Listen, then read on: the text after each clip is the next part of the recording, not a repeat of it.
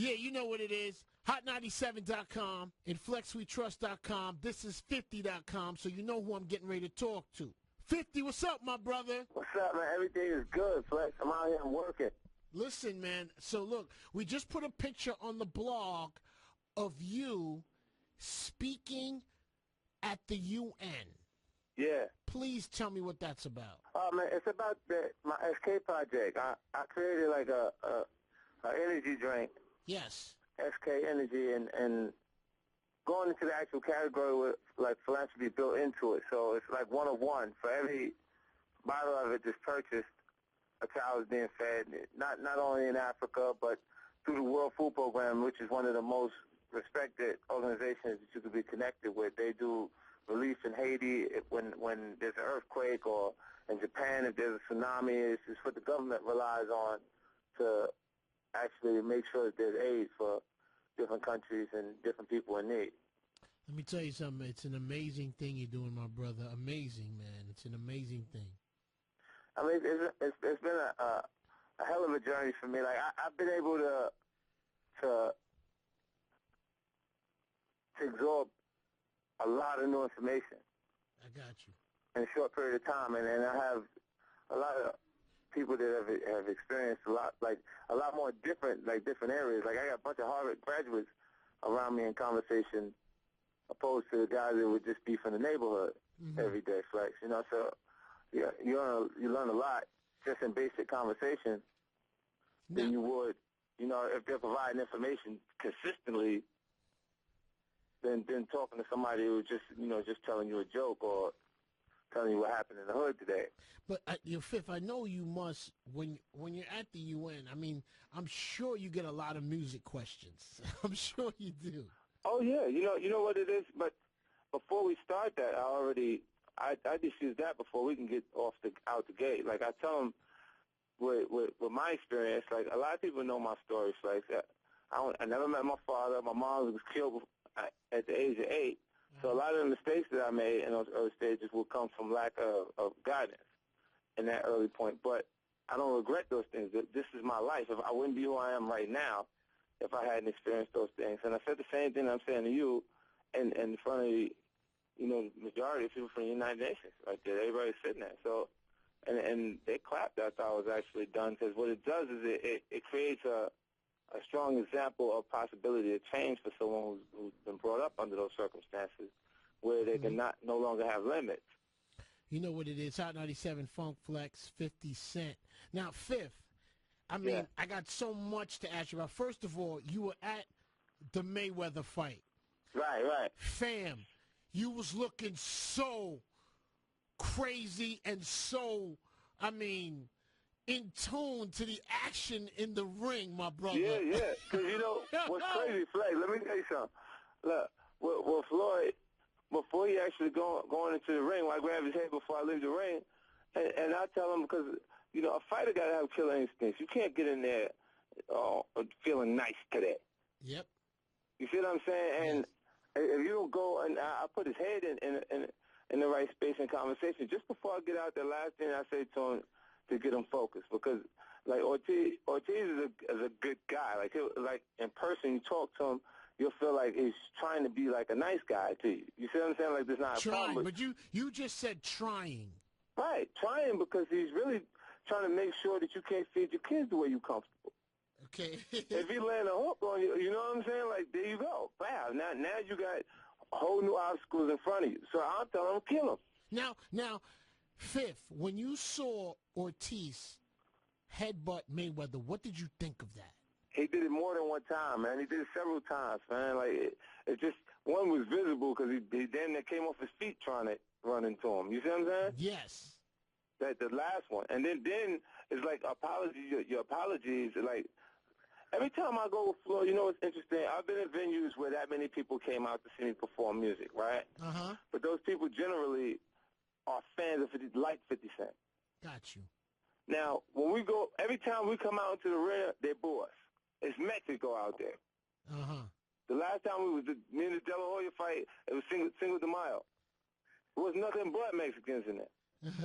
when you know what I'm saying? What's interesting is Floyd is a part of pop culture. He is our Muhammad Ali. He's that guy that, for right now, for this time period, that on the fighter end, it is completely in tune with everything that's going on in the culture. This is why when you look at 24/7, you'll see all kind of artists popping up just to say what's up. Fifth, let me tell you something. I was not a full Mayweather fan, like fully, until this fight, because I feel like I understand him a little better.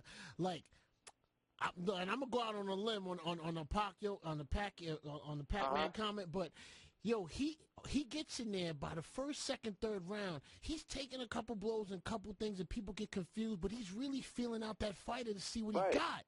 It ain't gonna take. Look, he got 7 minutes, right?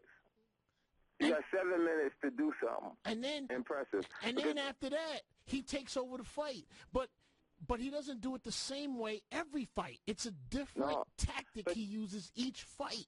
Yeah, because Floyd don't need a particular game plan. It's instinct.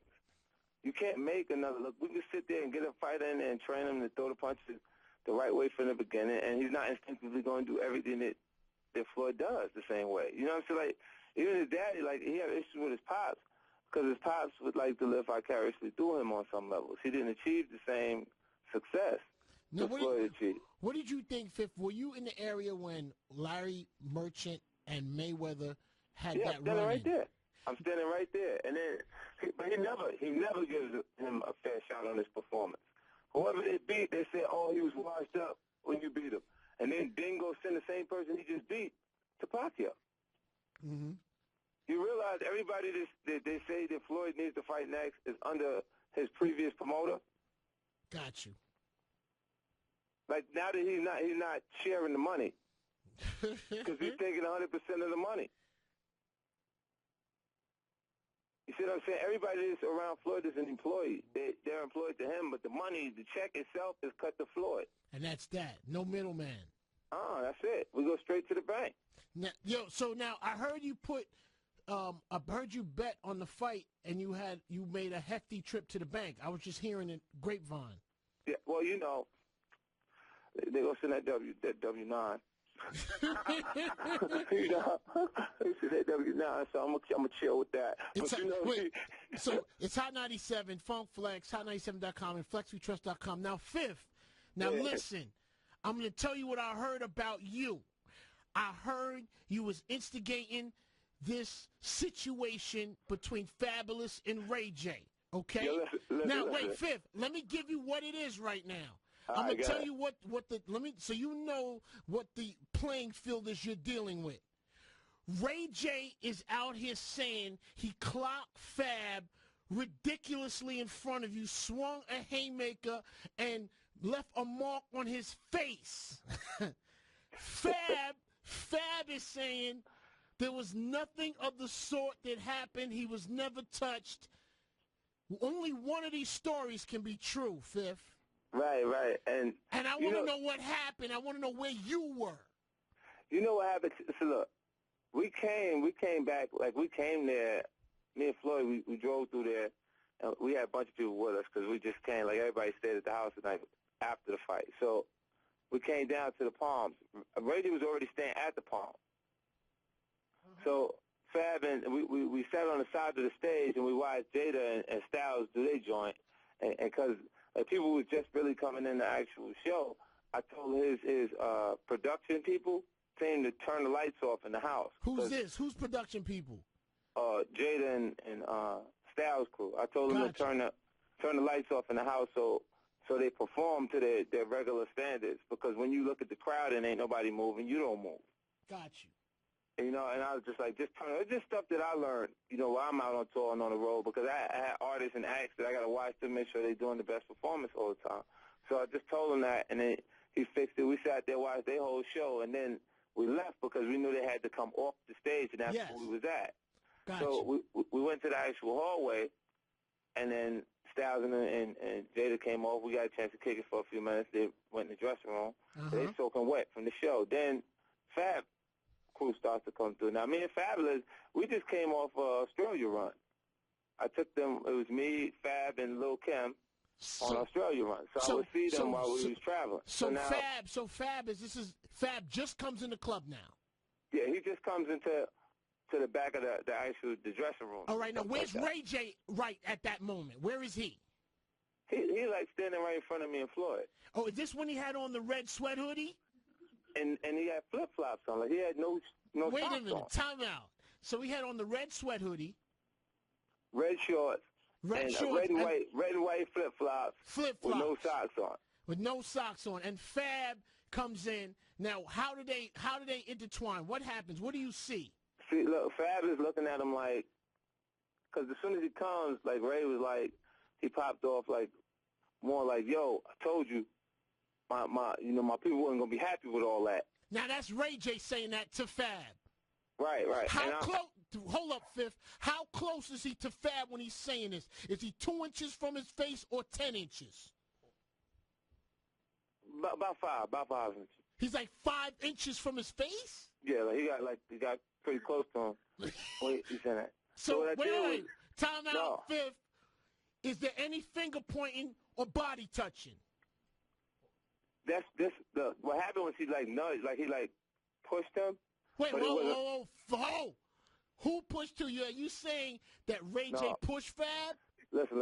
Ray J was like, yo, like before, as the conversation was starting, like he tapped him. He was like, yo, I told you my people weren't gonna be happy with all that. Wait a minute. When you say tapped on the shoulder? Yeah, like both shoulders at the same time.